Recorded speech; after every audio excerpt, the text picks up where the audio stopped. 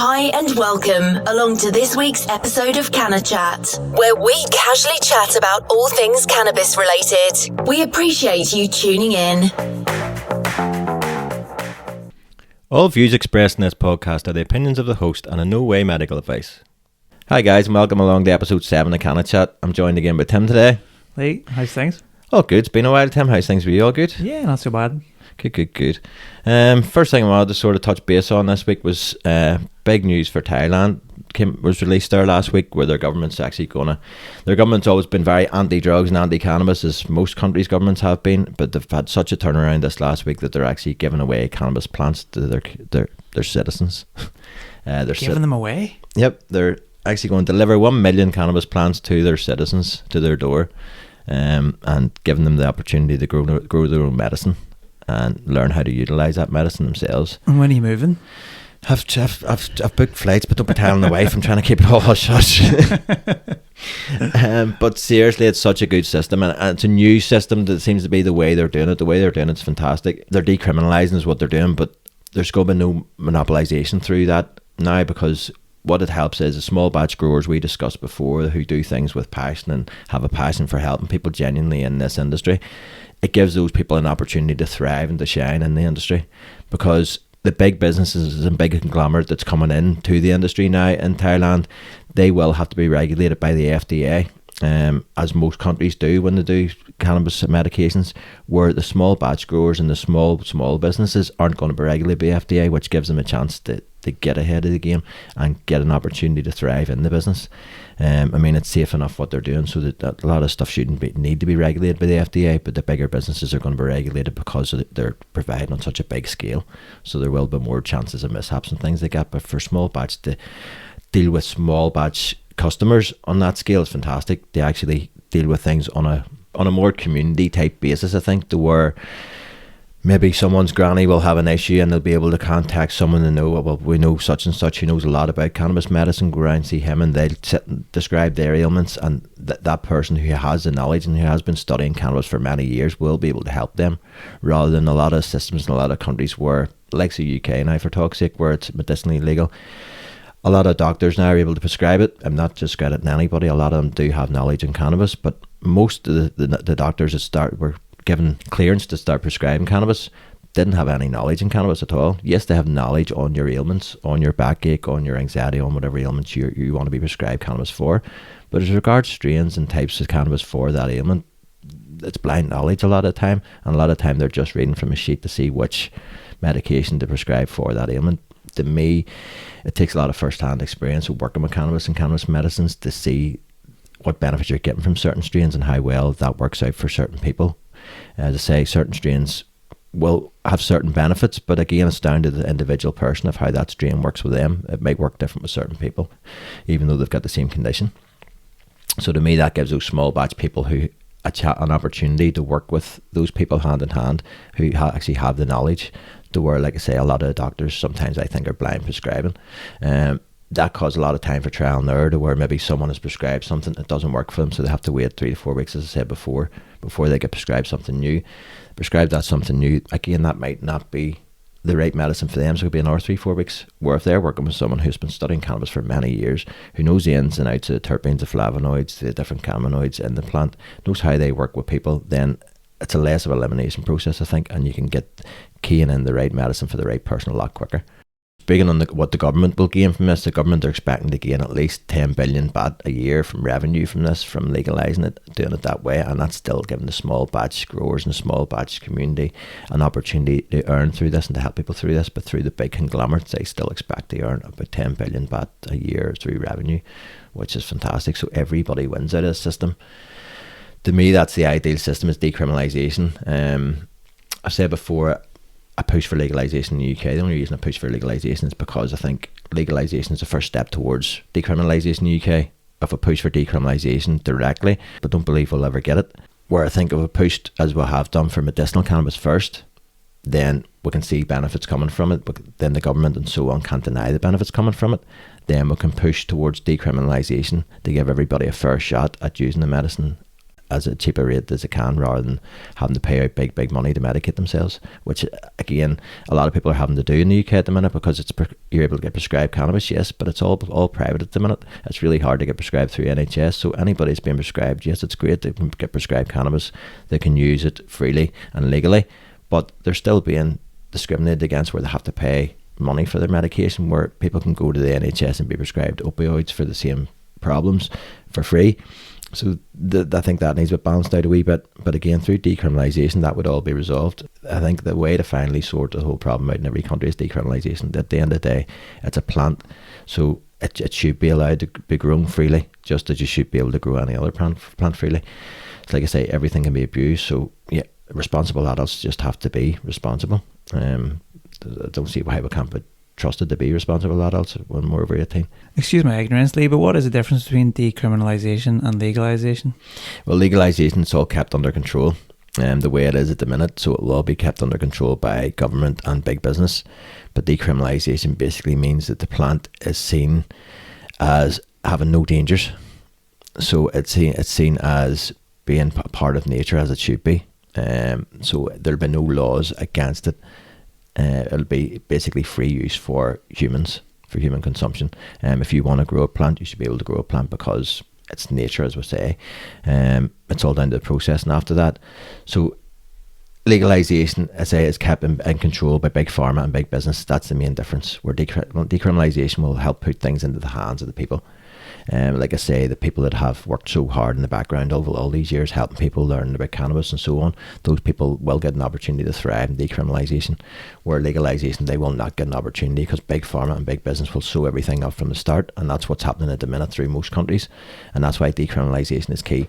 Decriminalisation should be the way to go. It is what it's in the title. It's just decriminalising cannabis. It's saying, look, it's not something people should be put in prison for using. It's not something people should be discriminated against for using. And again, that's part of the problem now with the medical cannabis in the UK. There's certain people being discriminated against now for driving with medical cannabis. Again, it's a grey area that you could argue all day. The thing about it is, there's people out there driving daily on opioids, on benzos, on all these other medications that give side effects, and give side effects that can be a lot worse than cannabis.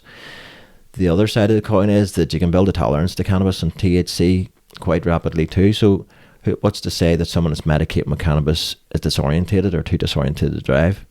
That should be a sobriety test to judge that. It should never be a THC saliva sample or blood sample. They've actually proved in recent studies there that the levels don't come into play whenever you're comparing against different people, because as I say, people's tolerance level is different. Someone that's been using cannabis for 10-20 years could maybe take 200 milligram of THC and jump in a car and drive fine, perfectly fine. Somebody else could maybe take 200 milligram THC and we're walking sideways to get to the car and barely get into the car because they're stoned off their head. That's the truth. So you can't discriminate against everybody the same. And I think that's going to have to be addressed. They're trying to figure out a way to address it now. My advice for anybody with a medical cannabis prescription being stopped in the UK and being discriminated against for driving is that you're entitled to drive if you don't feel disorientated. If you feel disorientated, you feel side effects from your medicine that's making you feel tired, feel disorientated, feel out of sync, then don't drive. Common sense. It's the same thing if you felt that from diazepam. If you're prescribed diazepam from a doctor, you feel disorientated, you wouldn't jump in the car and drive. But if you're taking diazepam on a daily basis and have been for 2-3 years, then your tolerance is built and you're taking your diazepam, it's helping your ailments, but it's not giving you the side effects of feeling disorientated, then of course you're going to jump in your car and drive because it's your medication from your doctor. It should be exactly the same with cannabis. People shouldn't be discriminated against for using it. Again, to what we're saying about legalisation, decriminalisation, Tim, I'm glad you asked, because at the minute we've got legalisation to a degree medicinally, and then we've got legalisation with low THC strains throughout the industry. Has been below 0.2, as you know, for THC for CBD industry.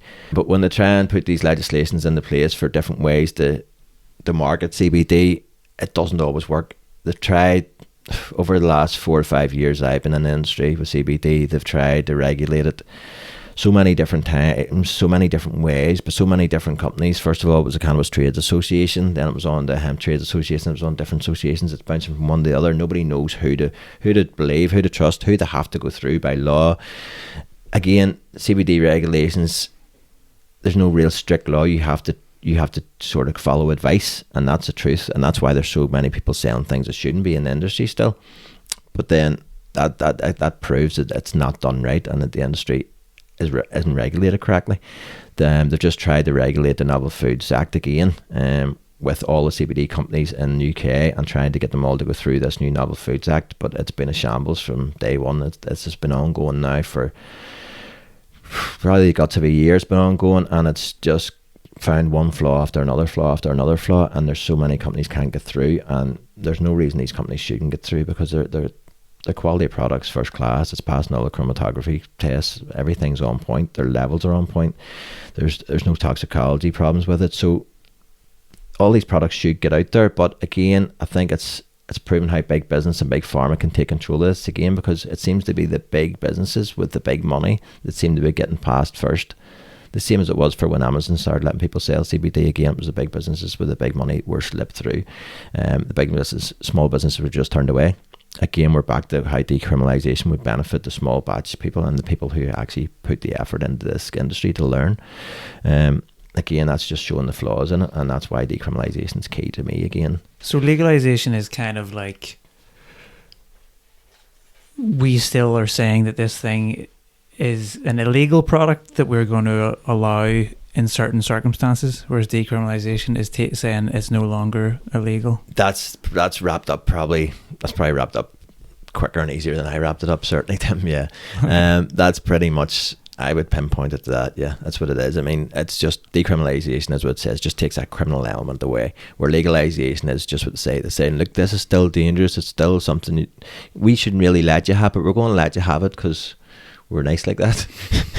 That's what legalisation is, and to me it's still wrong, because to me it's a natural plant. It grows in the ground. It's I mean, you've Christian groups behind this now because they believe it's God given. They believe it's what Jesus used all those years helping those people. And it's magic oil, the magic plants was cannabis. So how can they restrict that from us? It's wrong. It's morally wrong, especially when there's so many benefits from it. It's definitely morally wrong. So it has to be addressed. Like I say, when it's the only medication will help so many people, it's hard not to get angry. Like I say, there's people suffering of cancer out there, and people dying of cancer out there who shouldn't be suffering and dying the same. Same a lot of other ailments. Kids with epilepsy suffering shouldn't be suffering to the degree they are. Some of their parents can't afford private prescriptions. They could maybe get what they need in the private prescription, but they maybe can't afford that. So it's still discrimination, where decriminalisation would just strip all that away. To where if they couldn't afford to do it, maybe their neighbour who's growing a wee bit of cannabis can help them and help the child. Do you know, that's the truth of it, and people can get that community spirit back again. It's like we talked about before about the cannabis community. That would just elaborate in the real society, and that community would just grow and grow, because people are doing things for each other and helping each other. And to be honest, that's probably what's missing in society a lot of the times now, is that help from your neighbours and your friends. Half of people don't know their neighbours and their friends. That sort of thing is the type of thing that brings that back, is helping people. And if people are able to help people on a small scale like that, then there's so much more value in it than someone going to Boots and buying a medication and going home with it. There's so much more value in that close personal care from people. And like I say, those people with that close personal care are the people with knowledge that have been studying cannabis for decades. Do you know what I mean? They're the people that deserve to do well out of this, because they are the people that have that genuine personal care for people and want to help people. And like I say, that should always be at the forefront of this industry. No matter who's in the industry, that should be your priority, is helping people. Making money clearly is a secondary. Just to elaborate a bit more on how it's other people are recognising this now. John Campbell, who's the Chief Inspector of Thames Valley Police, actually this week called for decriminalisation. So there is actually people on the right side of things that are actually calling for this as well. It's not just cannabis advocates like myself. There's people in the police force and in the government bodies that actually see that this is going to be beneficial, and see how at times now, especially after all this COVID, when people are now starting to look after their own health a wee bit, that this is beneficial. And this is a time now to really address this, because cannabis can benefit so many different ailments. And that's one thing we're going to touch base on a wee bit in this podcast over the next lot of weeks and months here, is certain ailments and how cannabis can help certain ailments. We'll maybe pick one for each podcast and address how we feel it can help. As I say, I can't give medical advice, but I can certainly spread knowledge that I've learned over the last lot of years of how certain ailments can be helped with certain strains of cannabis and certain terpenes and flavonoids and whatever the case may be. Just touching on that point about the head of the police wanting to decriminalise. Mm-hmm. I can imagine not only, hopefully he has, you know, the right intentions behind that, but like his budget alone for pissing around chasing after people surely would be a massive element of that. That is his main point of this, is the wasted resources on this, and the wasted resources has been for years in this. Do you I know what can I mean? imagine what that actually is in figures. Like, It would be scary. I know you like your stats, and I wish I'd have pulled it up for you, Tim. I know. Next But time, it's all right. honestly, we'll maybe will pull that one up, because it will be quite scary.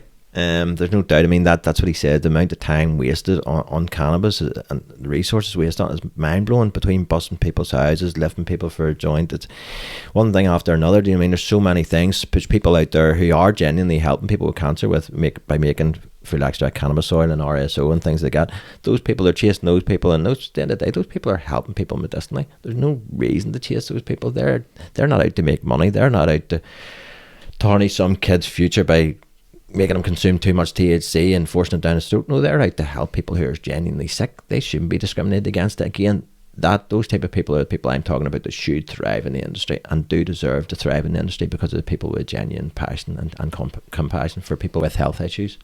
So in relation to what I was saying about covering certain ailments and certain conditions every week, I'll touch briefly on ADHD this week. There's a lot of talk that cannabis can benefit ADHD, but it needs to be the right strains. A lot of people are trying to benefit it with high THC strains and such. Like, that's the wrong way to go from what research tends to suggest. Research points to the fact that a low THC or 1:1 CBD THC strain would be best for people with ADHD. But also, it would need to be a strain high and low in certain terpenes, okay? So it would need to be low in myrcene, which is a very tiring terpene. But it would need to be high in like lexapinine terpenes and beta-carotene terpenes. These are terpenes that will sort of give a lift in mood and give focus, and that's the whole thing about ADHD. You want to help give that focus. The other problem a lot of people have when they're trying to treat ADHD with cannabis is the fact that they're consuming too much or on not a regular enough basis. So that what research leads to suggest is that the best way to treat ADHD is about 2.5 milligram every 90 minutes. So your microdosing cannabis is the best way to do it. But as I say, it needs to be strains high in pinene and beta-carotene, things that got terpenes along those lines. So it'd be like your cookies and your Blue Dream would be two fantastic strains for people with ADHD. Again, it's trial and error for certain people. But in relation to what should specifically help them, they would be the two strains that would have the terpenes and the cannabinoid profile that would be very good for people with ADHD. Cannabis can also be used alongside other prescription medication that people with ADHD get, because a lot of the prescription medication that they get are stimulants, and they will give a lot of jitters and a lot of fatigue. This cannabis can help with the jitters and the fatigue with the people with ADHD, so it can be used alongside their own medication too. Because again, sometimes cannabis isn't a miracle drug all the time. It doesn't just eradicate everybody's ailments. As I say, it helps ADHD. It won't always eradicate it, so sometimes you still have to use prescription medication alongside it. But alongside it, it will help those jitters and the fatigue that comes from those prescription medications. So again, it's another benefit of it. But again, it's trial and error for yourself, and that's what everybody using cannabis is going to have to do a lot of time, is a wee bit of trial and error with certain terpenes and certain cannabinoids and certain levels of THC and CBD to see what works for them. But as a general rule, that tends to be what is beneficial for ADHD. Because the problem with ADHD is that people are low in dopamine, and when you're consuming cannabis can create, as you know, help create your own anandamide, and anandamide raises your dopamine levels. It causes your neurons to fire and then actually increase your dopamine levels. So when you're using cannabis, your dopamine rises, and that's the problem with most people with ADHD. They're low in dopamine. A lot of studies also tend to suggest that people with ADHD should try and get exercise quite a lot, because exercise again increases your dopamine levels and your serotonin levels, but it'll also help you create your own endocannabinoids and an anandamide. And anandamide again helps to give you that lift in mood and give you that focus, and that focus is what a lot of people with ADHD seem to need. So I were touching briefly on different cannabinoids and terpenes. We'll go into what a lot of people are questioning at the minute. There seems to be a lot of hype and a lot of speculation, a lot of questions, Tim, over minor cannabinoids. Minor cannabinoids is basically just ones that are less recognised. Like the CBD, CBG are highly recognised now. THC are highly recognised, but anything else is pretty much classed as minor. CBC, CBN, excuse me. All these other cannabinoids seem to be classed as minor cannabinoids.